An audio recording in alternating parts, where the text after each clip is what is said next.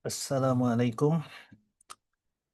Rakaman ini dibuat untuk membiasakan saya um, me- menceritakan atau uh, mengingatkan saya tentang apa yang saya belajar dalam kursus TOTIK. Maka kepada mereka yang belum tahu apa itu TOTIK, TOTIK bermaksud Training of Trainers Interaksi Quran, TOTIK. So, baru sebentar tadi saya menghadirkan diri kepada sesi pengenalan topik ni oleh Ustaz Fazrul. Dan dalam pengenalan tersebut Ustaz Fazrul menceritakan tentang the framework of topik.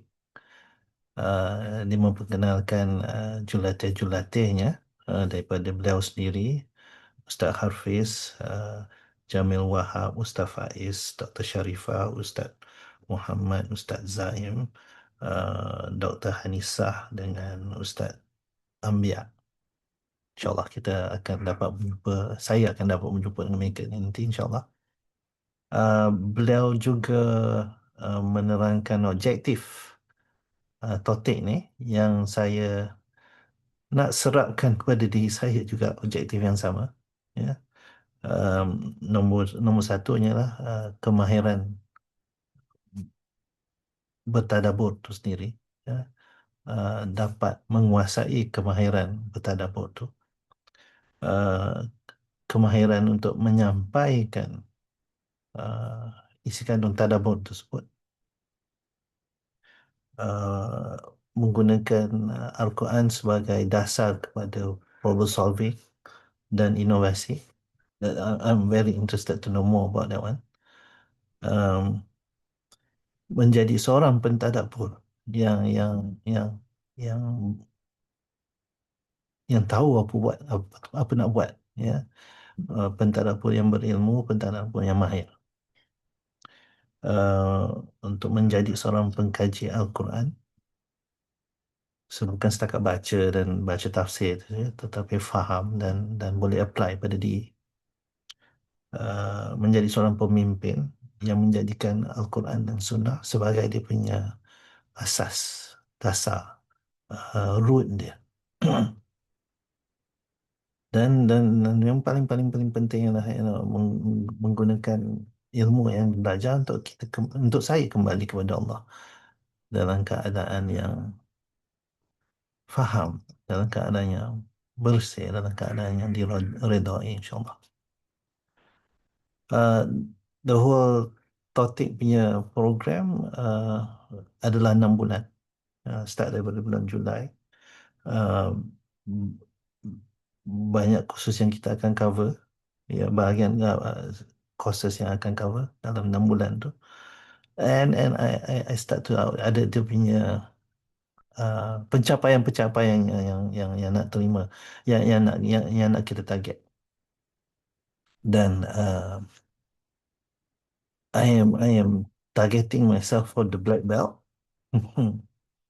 It is nice that Ustaz Fazrul dia perincikan what it takes to become that black belt, what it takes to become that red and yellow belt. Dan ia memberi saya uh, a path, a plan to how to get there.